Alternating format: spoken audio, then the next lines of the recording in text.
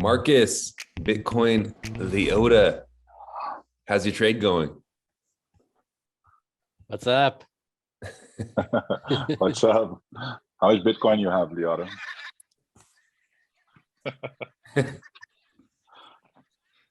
I'm hearing some laughing on the background, very faint. Yeah, me too.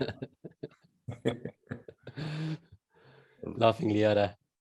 Hey, I can start off with a quick question. Leota, like we were talking about it before, like you can pretty much tell by people's Twitter handles about what time they came into Bitcoin Twitter.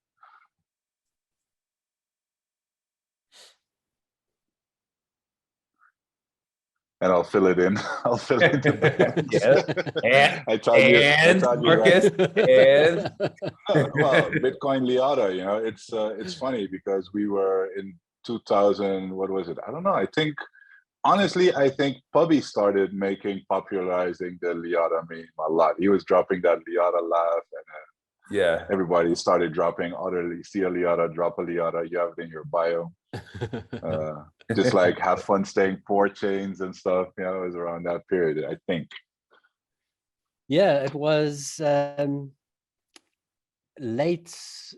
Yeah, so I mean, like everyone, we all went through a stage of shitcoining. So around 2020, early 2020, I was starting to get into Bitcoin, and I bought some Bitcoin, but along with that, I bought some shit coins. And I must say, like, I went through the journey really fast of buying the shit coins, noticing that it was just bullshit, to so much pump and dump, and so much scamming, and I don't even know how it happened, but I saw one of the guys from Meme Factory, it might have been RD, posting memes. And so I followed, and then through that, I started following all of you guys. And I was still on, and you know, I had some other profile. I think it was the ape, you know, the ape from Planet of the Apes. And it was so much fun when we started dropping Leotas. And what actually happened was, it was that Keemstar guy. He was basically dumping on Bitcoin maximalists, and that was the first time where I dropped a meme with dildo rainbow eyes, so giant dildo rainbow eyes on Keemstar, and I got banned immediately. And I thought, well, this was like my thing. So I thought, well, I need to come back as something. And I was having so much fun with the Bitcoin Leota gifts. So I came back as Bitcoin Leota, and I kind of adopted that persona, and it's just been absolute bull ever since. I didn't know you were ape. Yeah, that's funny. Yeah, so that was like around, I think, mid to the end of 2020. Right before we took off, basically. Yeah, exactly. Yeah. So when I bought Bitcoin, was it had not even crossed the first 20K the first time. It was still around, I think, 17 or so.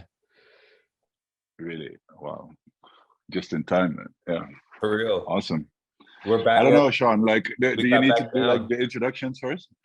Oh yeah, yes, that is true. I'm already getting so interested into Leota's story that I forgot. So, welcome everybody to Bitcoiner's Guide, the show that we wish we would have had when we first started learning about Bitcoin. So we made it for you.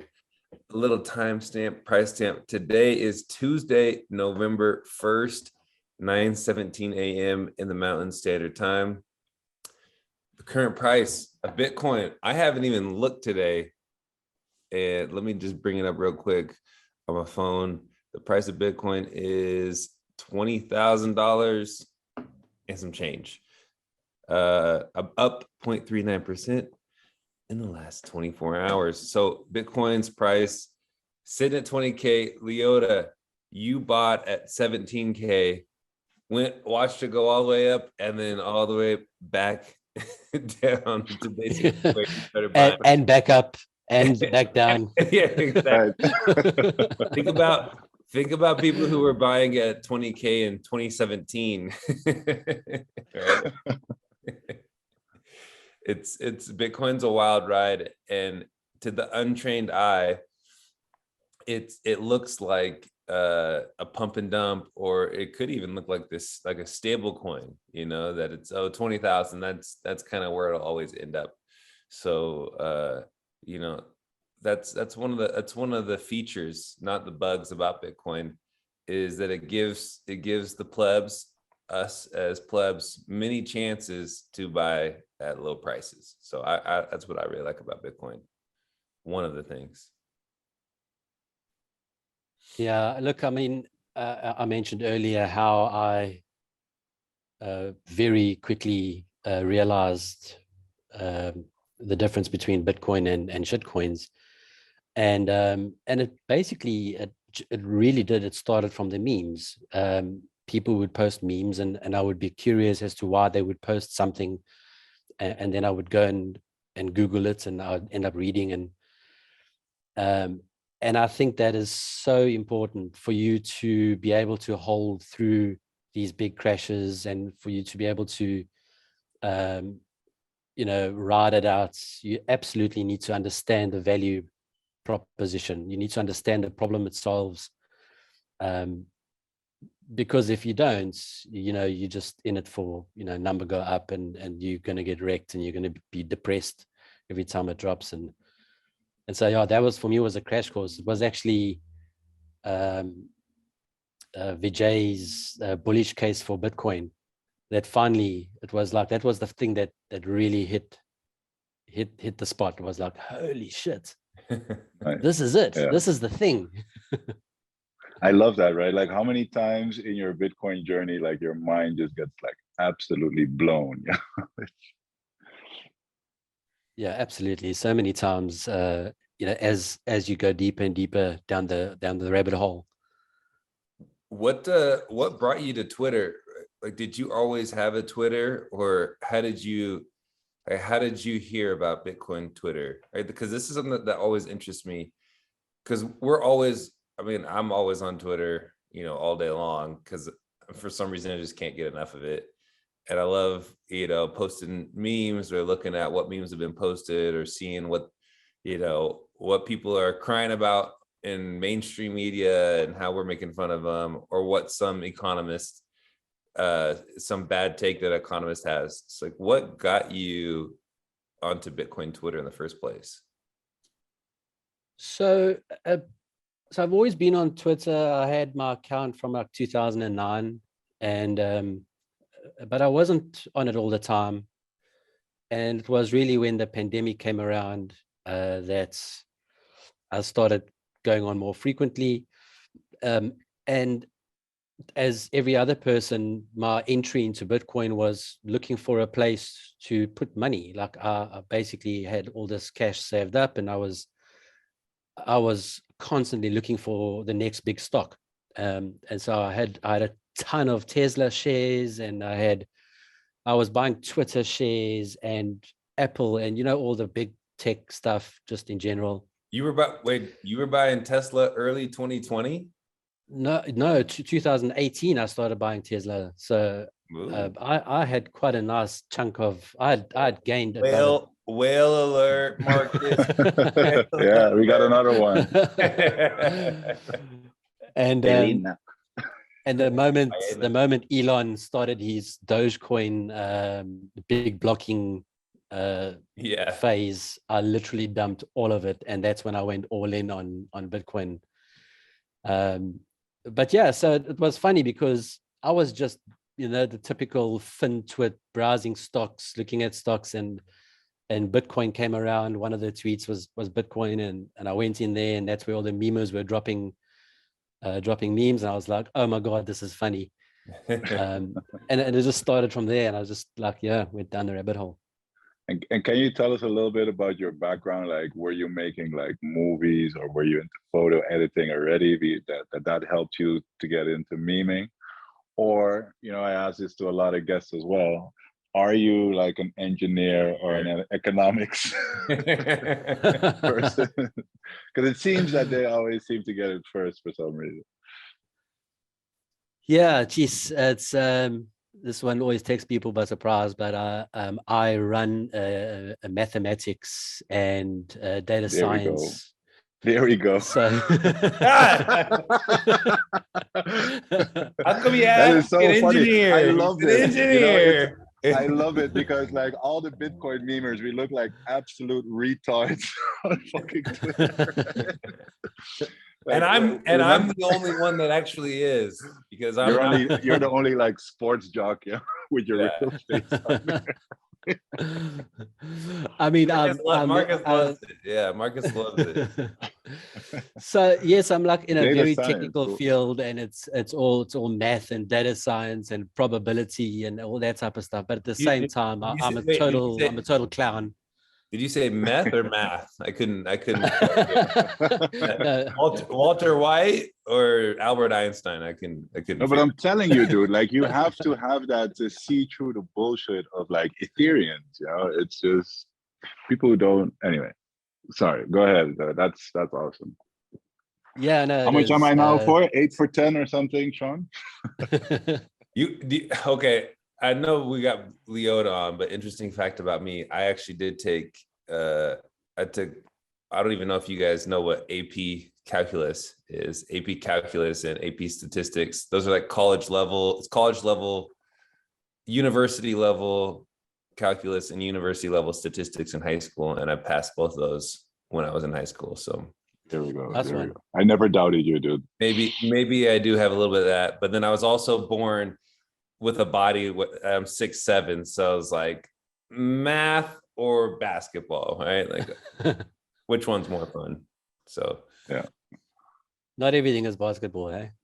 No, everything, everything, including Bitcoin.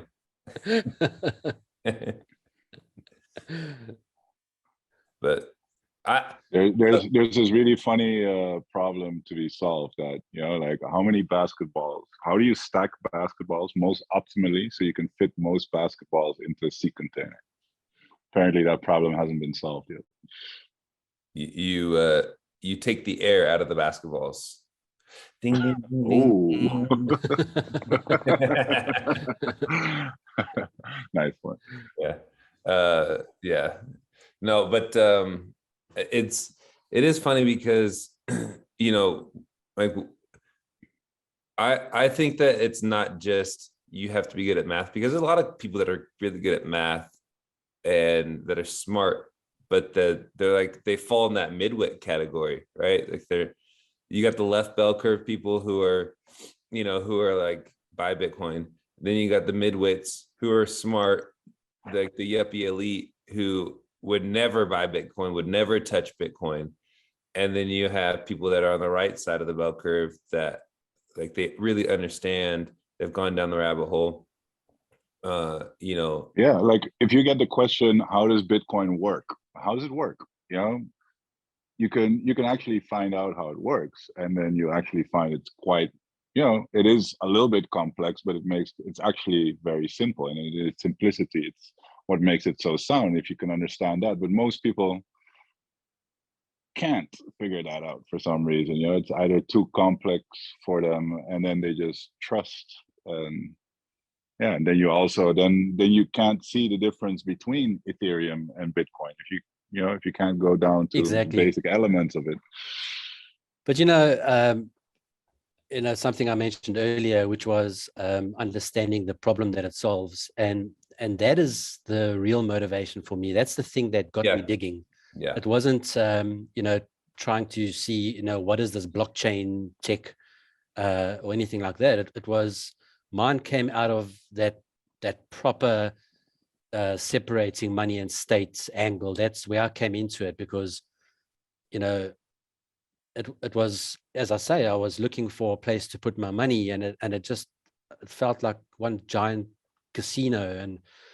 And I started looking at growing up in like a really typical middle class, where you know, my folks are retiring, but their retirement is peanuts now. You know, it doesn't actually cover their lifestyles. Yeah. And so now you find yourself supporting your folks, and that was I had this major frustration with the money, and that's the angle I came at it as, was this is bullshit. Like, how do we how are we supposed to you know, make it to the end of our lives when you've got a bunch of central teams constantly raping you through this invisible tax called inflation? Yeah. Were you aware of that before already? Not as much as now, but I definitely started. That is the angle I came in at. As I mentioned, it was the bullish case for Bitcoin that I read, and understanding money printing and understanding central banking. It was kind of that angle that first clicked for me. And so yeah, that's you know, when I, and also understanding a lot of the open source and decentralized technologies that were already around. So understanding, because I've always kind of pirated media and run all these different decentralized open source apps. So I understood that side fairly well. And when I was able to put the two together, say, hey, hold on, you know, you've got this decentralized open source world, and now we've dumped money in there. This is like incredible. Explosive, yeah. So I wanted to go a little bit more into, like, to dive into what the problem is that Bitcoin's solving. Like, what is it? You know, you mentioned inflation. You mentioned how, you know, when I look at my parents, I almost look at, it's almost a version of me in the future, right? So, you know, any problems that my parents go through are potential problems that I might end up going through. And so, you know, what exactly is that problem, you know, that Bitcoin is solving, that no other altcoin or no other, that gold, that nothing else solves, right? What is this thing that Bitcoin is solving that nothing else that's ever been created or ever existed solves? Well, it boils down to the properties, the different properties of Bitcoin, and each of them tackles a different problem. And so, you know, if you look at inflation, you've got the property of Bitcoin that solves that is its 21 million cap and its scarcity. So it's not going to be devalued. And then you have, well, who's devaluing the money? It's the central bankers. Okay, well, Bitcoin solves that in that it is totally permissionless, and it's, you know, it runs out in the public on this network of miners and nodes, and so there's no person or entity that can change that. And then it's like, okay, well, you know, what stops a government from attempting to change the rules, or to take it over, or to do what they do with central banks and essentially manage it? Well, you can't. I mean, we know that with Bitcoin, it's just it's set in stone, and unless you're running that version on your node and you can convince 100,000 other people to run your version of Bitcoin, it's just not going to happen. And so, yeah, all of the properties, the individual properties of Bitcoin, it kind of solves the individual problems that exist. Yeah, I think it's really funny. I think if you look at Bitcoin and you look at the characteristics of money that it exhibits, right? A lot of people, especially economists and people who have studied money for a long time, they don't understand why Bitcoin is money, and they don't understand the properties of money that Bitcoin exhibits. Like, they think that Bitcoin has to already be, you know, widely accepted as a unit of account and medium of exchange to be money. And what would you say to someone, you know, to an economist or to a friend who goes, well, Bitcoin's not money because where can I spend it, right? I think that's one of the biggest arguments. Like, how do you respond to people like that? It's too volatile. Yeah. Yeah, it's crazy. And you know, I always just tell people that it takes time. If you look at all of the pervasive technologies that exist now, all of them took, what, a minimum 30 years to become pervasive. From every media that we watch, to email, to the internet itself. And so what this just means is that it takes time to permeate the global population. We all consume information at different times. We all have different interests, and it just takes time for everybody to know what something is. And it basically boils down to the fact that Bitcoin is being monetized. We're in that stage, that early stage where it's still being monetized, and until it gets to some critical mass, it's going to be volatile. It's going to keep going up, and it will eventually, like gold, took hundreds of years to stabilize. That's what it's going to take for Bitcoin. But we're one of those crazies that are psychopaths that have discovered this thing pretty early, I think. Yeah, I remember coming in 2017, and people were showing that graph of, like the diffusion of technology, and you have like this bell curve where, to all the way to the left side, you'll have like the innovators and the early adopters, and you have the early majority, the late majority, and the laggards all the way to the right. And people were saying, we're still here, we're at the innovators or early adopter stage.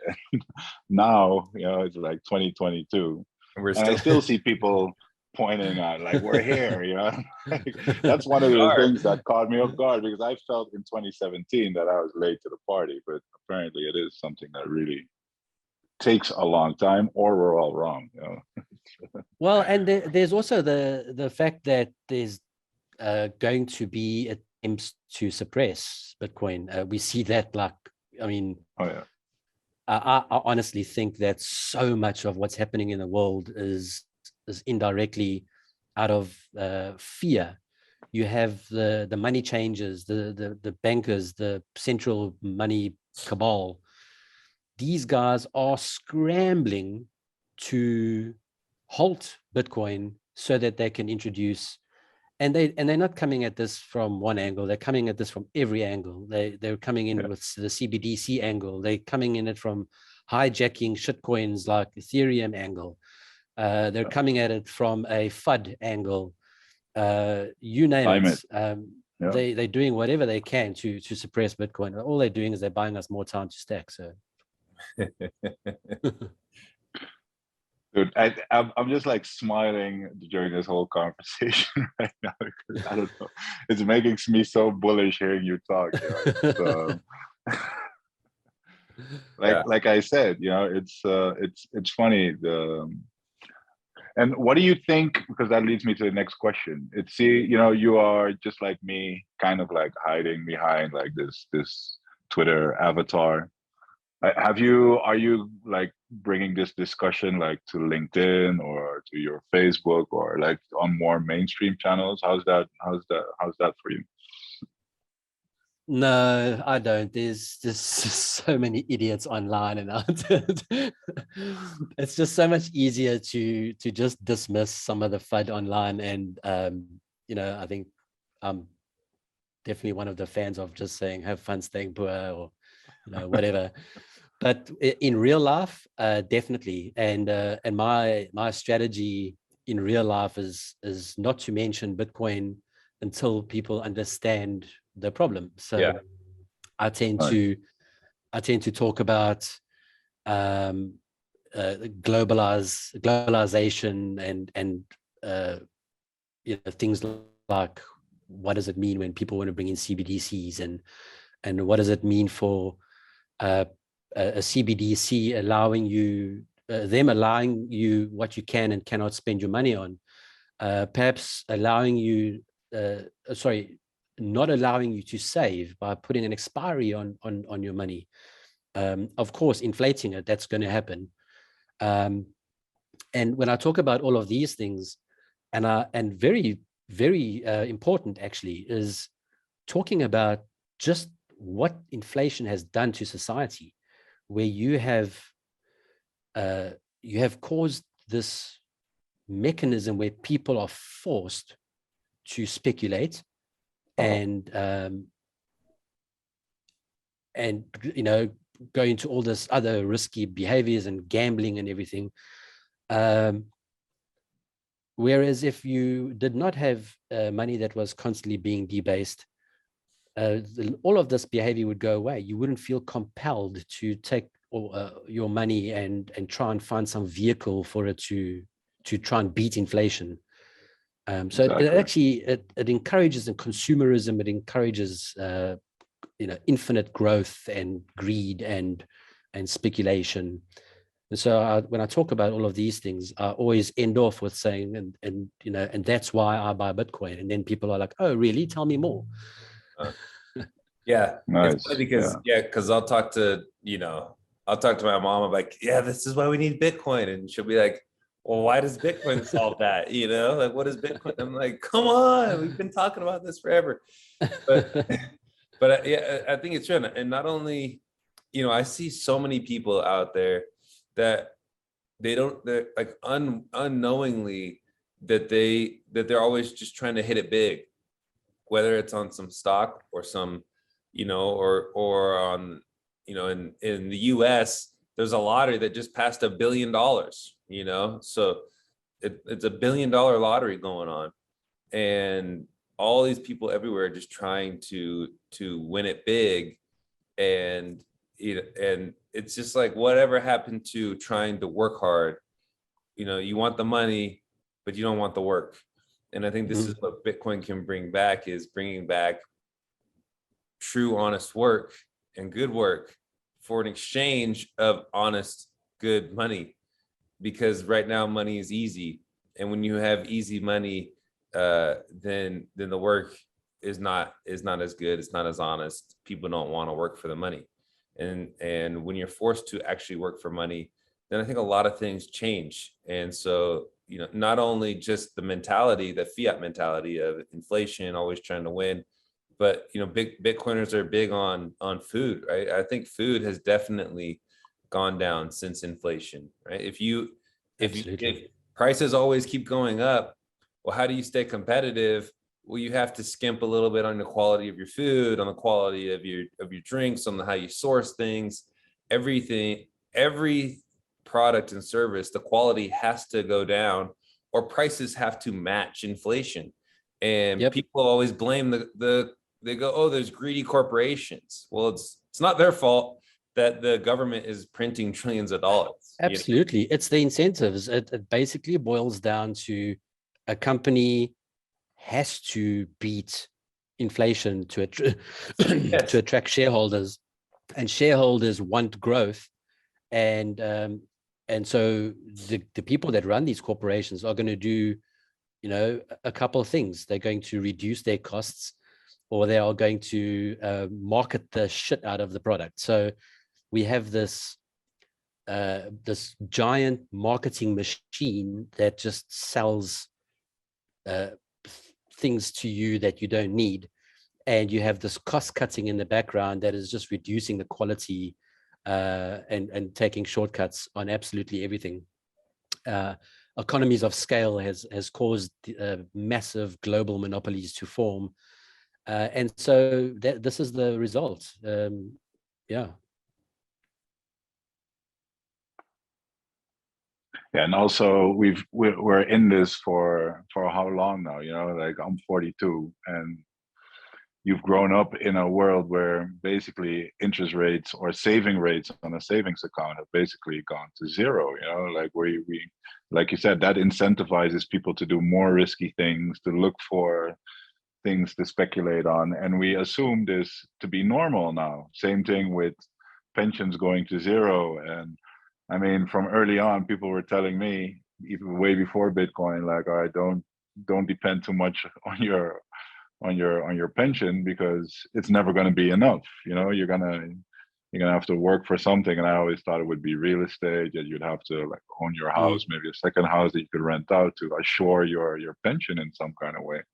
But we live in this world where we think this is normal. You know, we find it normal that if we work for our money, that our money just evaporates over time. And that's that is just fucked up. I think Bitcoin will definitely bring that back. You give back a money that actually holds its value, not only holds its value, but probably appreciates in purchasing power over time.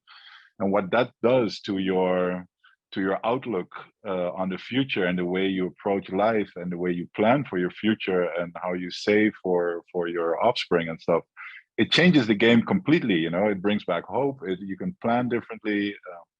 It's so powerful. And yeah, we're going to see all that stuff play out in the next couple of decades, I guess. But 100%. No, I totally believe all that.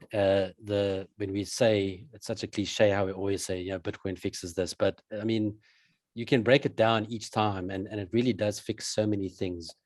You know, as we just spoken now, you know, the whole low time preference, and you know, wanting to spend your money on valuable things, or things that will last, and appreciating good quality, and starting to, you know, live a healthier life.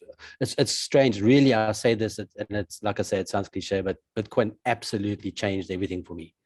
Really getting into Bitcoin, and understanding all the fundamentals, and all the impact, or even understanding the negative impact that fiat has had, and how Bitcoin can eliminate those. It's just changed everything for me. It gets me thinking too, that, you know, when you think about low time preference, I think one of the most low time preference things to do is like have a family, honestly. And yeah, and so it really, you know, I look at the world today, and it seems like there is an attack on the family in the fiat world that we live in. And so it'll be interesting to me to see what happens. You know, do people's time preferences change back to, you know, creating a family, having good communities around them? To me, the most important things, or the most important, whatever you want to call them, things in life, are the relationships, the people that you have in life. And so obviously you have to have money, because if you don't have money, then, you know, you can't eat, you can't survive, unless you're growing your own food, and you have your own, you know, your own cattle that you take care of. So I think, you know, doing some type of work and making sure that you have enough resources is very important. And once you have that figured, then it's like, okay, well, how do I have good relationships? How do I have a good family? How do I have good health? What are those things that can lead me to not just having a lot of money, but having happiness in my life? Yeah, absolutely. I think, and it's hard. I mean, I have two kids, and you know, they're exposed, they're on social media, and so they're exposed to all of this craziness that's happening.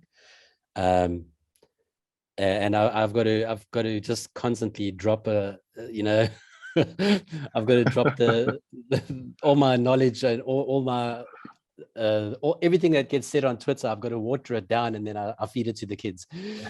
So it's, you know, I just try and keep them understanding where a lot of this is coming from, and why it's, all of this craziness is just not good. But, you know, just going back to what you're saying, Sean, about the communities, often, or what I've been starting to do is just to support local business. And so going to people who provide services locally, and I try and support those guys, and you build a network of local service providers, and those are relationships in the community. And most of the time these are not your, you know, giant corporates. And so that's an interesting one, is just getting to know the people that are useful around your local community. Yeah. Hey, I'm kind of jumping ahead here, Sean. Let's get into those questions you have. Yeah. Do you wanna No, go ahead. Yeah, go ahead. So we always finish. So we're getting kind of close, and these questions normally take a little bit of time. We have a final 3 questions that we like to do. So I know you listened into the Zizek, the Giggles episode, so maybe you came prepared, but maybe you didn't. Okay, I forgot the questions. Here we go. Question number 1. So we know that you read.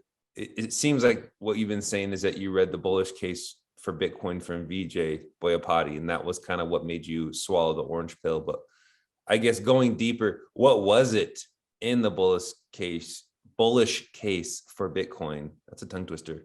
That made you like really swallow the orange pill and go down the rabbit hole. So it was that graph that Marcus mentioned earlier, that monetizing, how long it took to monetize gold, and then you plot Bitcoin on that graph, and it's like, how long is it going to take to monetize Bitcoin? And it was also, I was like, oh man, I'm so late. I'm never going to recoup all the money I've put in. But then I was like, holy shit, hold on a sec, we're early. Yeah. So that was definitely was kind of a bit of a hope for me to know that this is not just something for cypherpunks or anti-state people. This is something that can go global and potentially be adopted by sovereign nations. So that was a bit of a eye-opener for me. Yeah, the more. Yeah. Go ahead. Go ahead. I was going to say, this made me think of this other thing I saw, I think it was yesterday, but it's nothing new. But, there are 32 halvings programmed in until we get to that 21 million Bitcoin mined, right?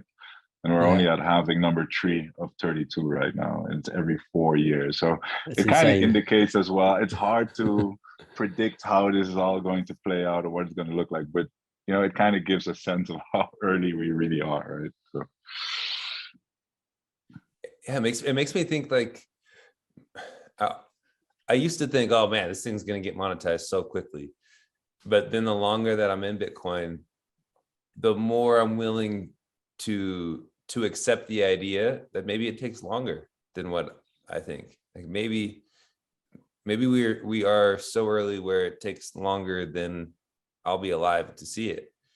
That would be it. That's just an interesting thought that I'm prepared to accept. Like back in the days, I've spent a lot of time in Europe, and I know Marcus, you're from Europe. You spent a lot of time in Europe too, obviously, in the Netherlands, and it's always amazing to me to see these huge, massive churches that were built out there. But a lot of these churches, they took a couple hundred years to build. While in those days, those people were living until they're like 30, So like you could be born like year 80 of a church being built, and it doesn't get built for another 100 years. And so you watch like 10 feet of this church get built your whole lifetime, and you participate in that, and then you die, and then other people come, and then they die, and then finally one day it's actually built and done and finished.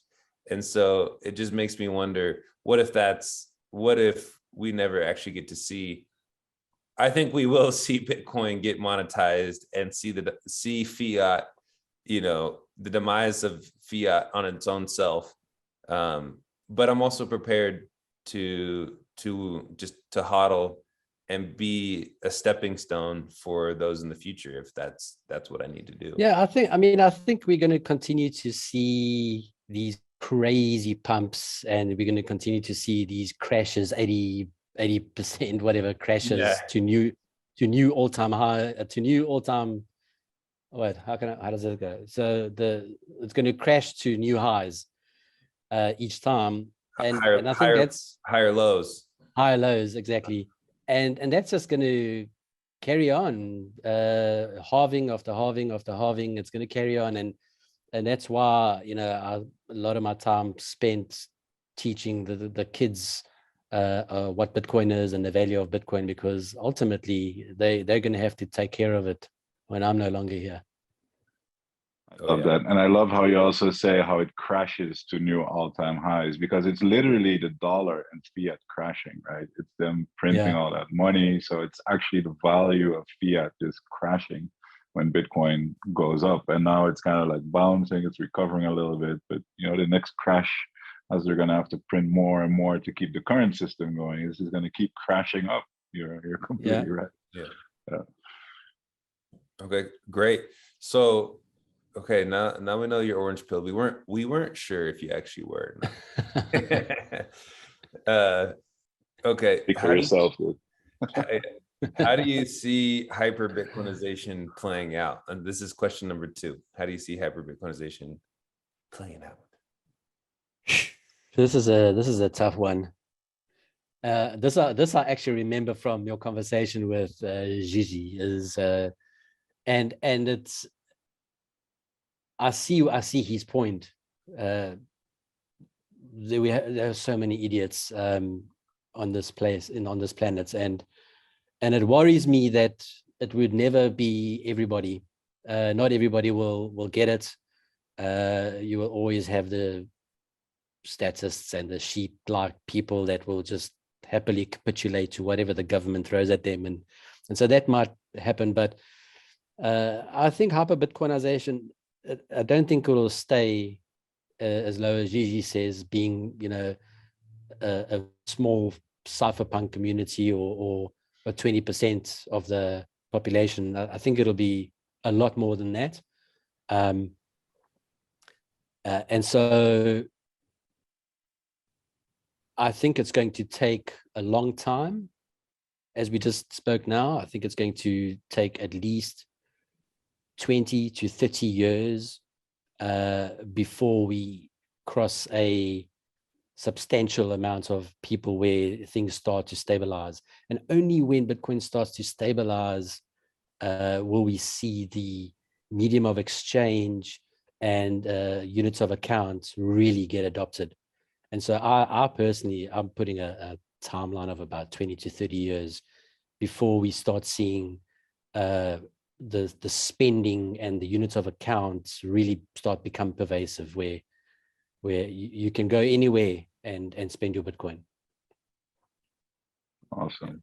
So how do you know that that meme or that prediction or whatever, slowly then suddenly? How do you think there will be an event where this suddenly happens, like, and what does that look like?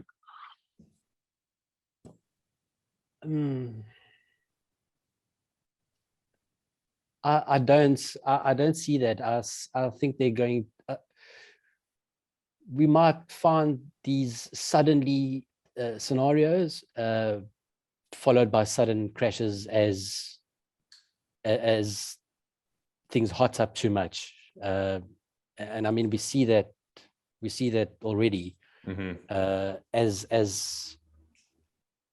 As Bitcoin gets on everybody's radar and it starts trending and it's on the news, and everybody is like, oh my God, I need to buy. And then, you know, people haven't put in the work. They haven't tried to really understand the properties and the value proposition of Bitcoin. And then they have lettuce hands and they sell. And then you have a crash. And so I think this is something we're going to keep seeing, and it's just going to keep going. It's going to up and down all the way until Bitcoin is hits some kind of threshold where at some point people won't even realize. Sorry for interrupting you. Yeah, but like, what at some point people are going to realize, because what's at the opposite end of Bitcoin going up? That means that the dollar, ultimately, you know, the hardest currency up to this point, means that thing is like inflating, maybe even hyperinflating. So are people really gonna like go back into that? Well, it depends. I mean, I think they're looking for an exit strategy already in the shape of CBDCs and and while we're still at a relatively low adoption rates, people are going to ape into CBDCs as well. And so we'll have to probably, we won't wait until CBDCs eventually hyperinflates. That would be many, many years later, but it would be as people realize they're being screwed. Right. Yeah. Yeah, there's It's very surveillance. Sorry, go ahead. I was going to say, I think even more so than inflation, the CBDC is going to bring pain through surveillance. Exactly. That's what I mean by getting screwed. People are going to be like, hey, hold on, I want to spend my money, or I don't want to spend my money, but either way, they're going to control whether you can and whether you can't spend it. Yeah. The thing is, like a CBDC, and like people are going to ape into a CBDCs. I think ape into it, they're just gonna like swallow it like sheep, as you say, not maybe ape into it. Because to me, a CBDC is exactly what we have already. It's just Fed, it's still the dollar, now it's digital. Actually, like the dollar is already digital. The only thing about this CBDC is that now it's controlled directly centrally from the central bank, and they're going to put all kind of restrictions and extra, But I things mean, on it. look how they got people to take the vaccine. They offered them donuts and chips, and people literally just fries and burgers and fries. Oh yeah. Oh my God. Yeah. Is it too early to eat a burger? There you go. No, it's not. Convert your pension to CBDCs now and get this free I'm cap and t-shirts. Woo! Yeah, but go. I don't think they will ape into CBDCs expecting that this will be a harder currency, right? Not to get like, oh, this is going to be harder or better money. No, but but there will be incentives, right? Like it, and I don't think it'll be like it'll come. Yeah, you can only pay here with CBDC. That's their incentive. Yeah, well, and it'll come in the form of UBI, right? Like I think that is the incentive, is the UBI. It's gonna come in forms. Oh, switch all your money to CBDC, or we're going to CBDC. There's nothing you can do anyway. But you have to pay your taxes in CBDC. If you don't pay in CBDC, you go to jail. If you don't pay your taxes. So. Yeah, they're gonna gamify a social credit scoring system. So you're gonna be like you've been a good citizen. Yeah, have a couple of tokens on us. So dystopian, man. It's horrible. Yeah, it is. It's nuts. We've still got some rough times coming up ahead, unfortunately. Yeah, that's okay. So now that we're talking about these rough times. So we've talked about how hyper Bitcoinization plays out, how you swallowed the orange pill. What do you see as Bitcoin's biggest threat?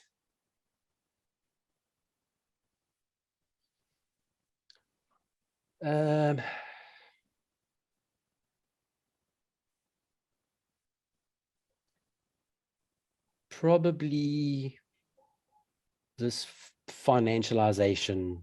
So in fact, it was just this morning. Preston Pish, he commented on Gary Gensler's tweet this morning, or was it last night? I didn't check the time exactly, but he commented, and the first comment he said was, approve a Bitcoin ETF. Yeah. And my first response just was genuinely, I asked, why? Why do you want a Bitcoin ETF? Because surely you are going to just create opportunity for manipulation, because people can short it, people can not back it up by real Bitcoin. And so it just opens up a whole nother area of manipulation and suppression of the monetization of Bitcoin. And so that worries me, is you got some really OG guys or influencing guys pushing for financialization of Bitcoin, and I think we got to be careful of that. Yeah, good point. I mean, I guess I'm guilty of that as well. It's it also depends on what we talked about earlier, and with JJ as well.